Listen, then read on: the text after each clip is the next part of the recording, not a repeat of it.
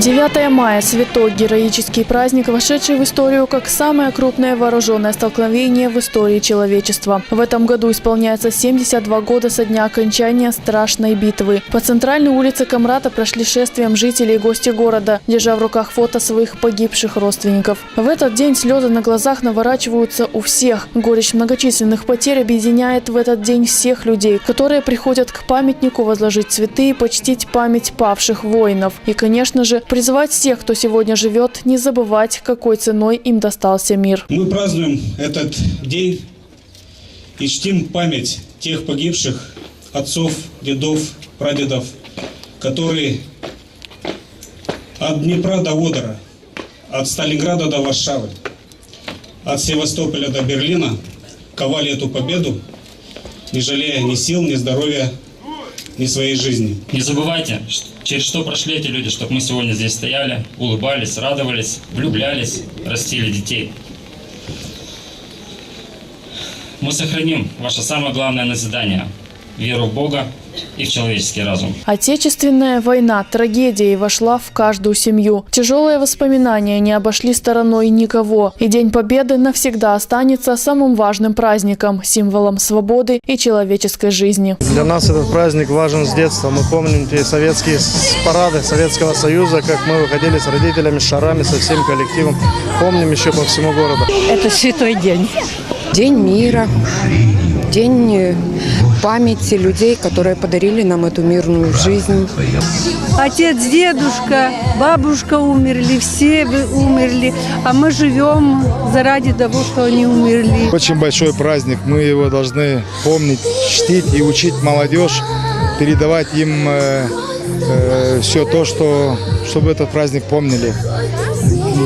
Без этого не будет будущего. Это тогда, когда воины наши выиграли победу.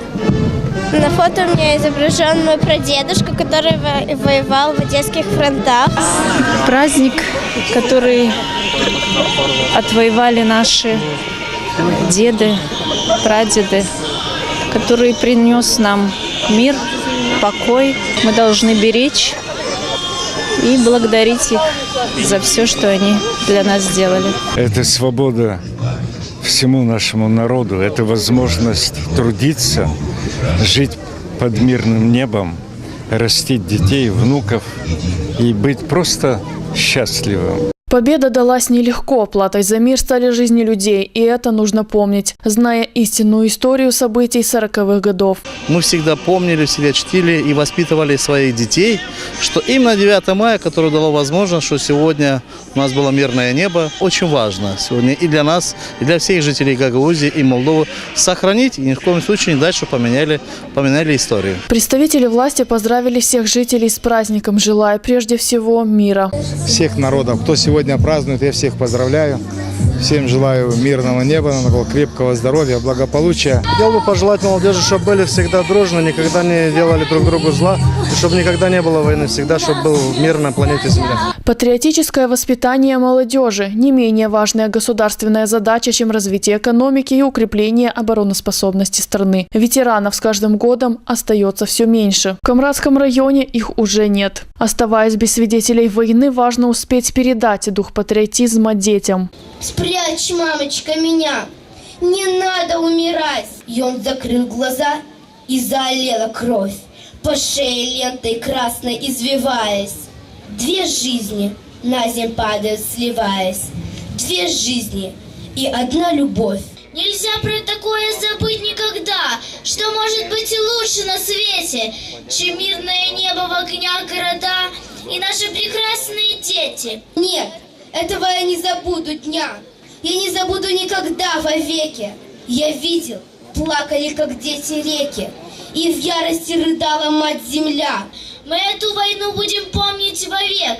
Клянемся, клянемся, клянемся. Сегодня около вечного огня собрались те, кто пришел возложить цветы, и, почтив минутой молчания, вспомнить героев и тихо сказать им спасибо за нашу мирную жизнь.